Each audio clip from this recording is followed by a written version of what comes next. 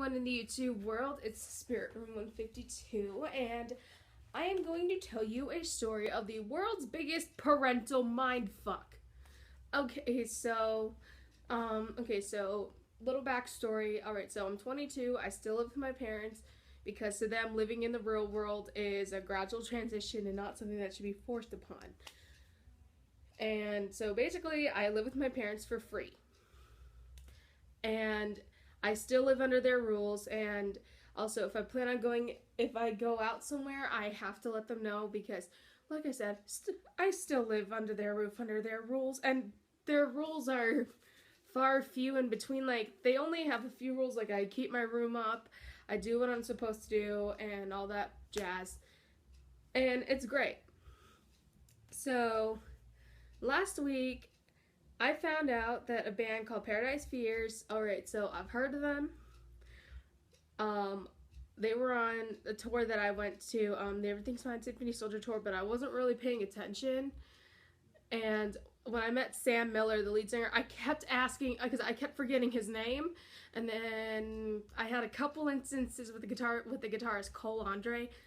Oh, God, he's so cute. Sorry, I had to get that out of my system. And all that fun stuff. And I found out that they're coming to the Fillmore in Silver Spring, Maryland on March 14th. And I decided that I wanted to see them because I'm in school, I'm studying music production and sound engineering. And I just finished live sound, and I decided a while ago that after I finished live sound that the one band I wanted to see and observe was Paradise Fears. So, like I said, I found out when they were coming and when they're coming and where they're playing. And so I went downstairs. As soon as I found out, I went downstairs.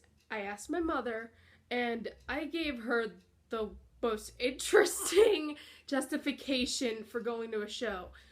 And this is the mindfuck. Okay, so I said to my mom, I was like, Mom, I just found out that there's a band called Paradise Fears. They're coming to Maryland in March, and I was wondering if I could go. And she asked me where they were playing and when they're playing. I said they're playing March 14th at the Fillmore in Silver Spring. It's on a Saturday, so you don't have to worry about me skipping classes or anything. So, and then I asked her if I could go, and then I told her. And when you're a sound engineering major, you can, you take the live sound portion, you actually earn this justification. I said to my mother, I feel like going to this show would be beneficial in helping me understand the real life applications for live sound because I just finished taking live sound. And here's the mindfuck. My mom actually agreed with me. I mean, let's be real here. Not a lot of parents would agree with justifications like that. I mean, here I was asking my mom if I could go to a concert with the justification that I feel like it would be beneficial in helping me understand real-life applications for live sound, which is true. It would help me, and I would actually be taking notes and trying to understand, but I would also be paying attention to the music, too. And I'm really excited about it. And so my mother actually agreed with me, all right? I couldn't believe my mother actually agreed with my justification. Then about a couple hours later, I talked to my dad about it because my dad was asleep at the time when I asked my mom, and he agreed with me too. It's like, this is like the biggest parental mindfuck on the planet for me because it's like, actually, because they're just, it's because I give a justification like that and my parents actually agree with it. With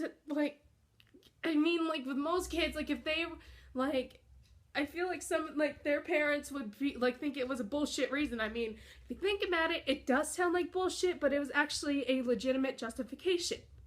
So, long story short, my parents are letting me go to this show because of the most off-the-wall justification.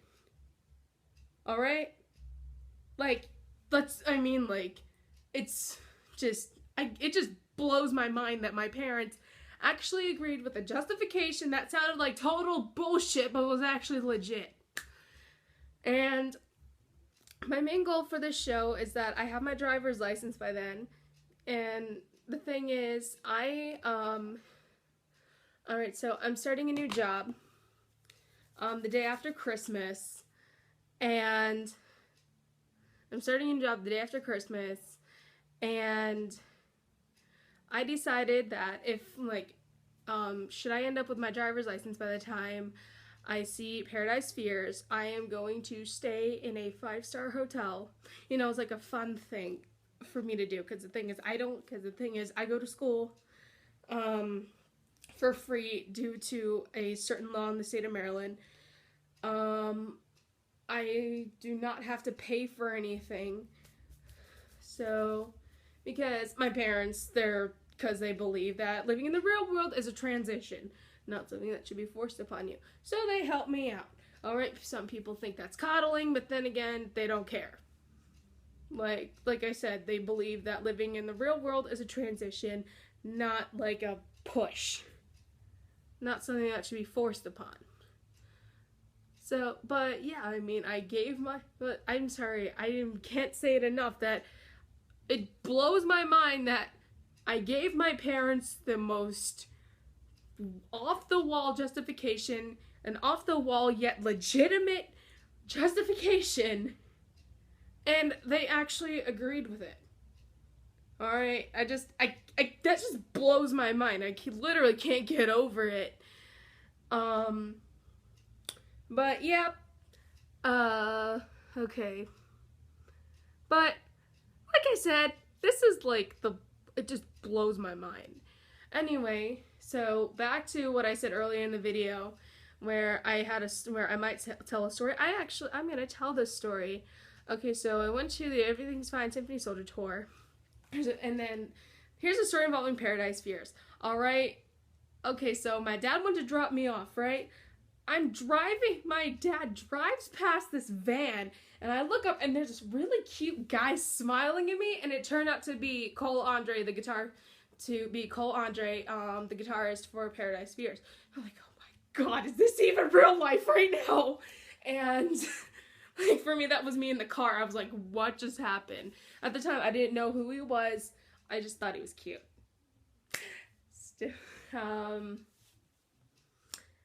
And then I talked to Lucas Zimmerman, who is no longer with the band. I talked to him for quite a while. It was interesting. And I remember, before the show started, I remember Cole was on stage. I was at the barricade, and I talked to him for a little bit, and I actually mistook a guitar he was playing for Gibson. And the thing is, I've been playing guitar for 14 years, and I can usually tell the manufacturer of guitar just from looking at it, depending on what it is. And I actually mistook Cole's Epiphone guitar for a Gibson, because Epiphone is on my Gibson and all that jazz. So, and yeah. And I'm sorry, thing is, alright, so I think that's it. Alright, adios.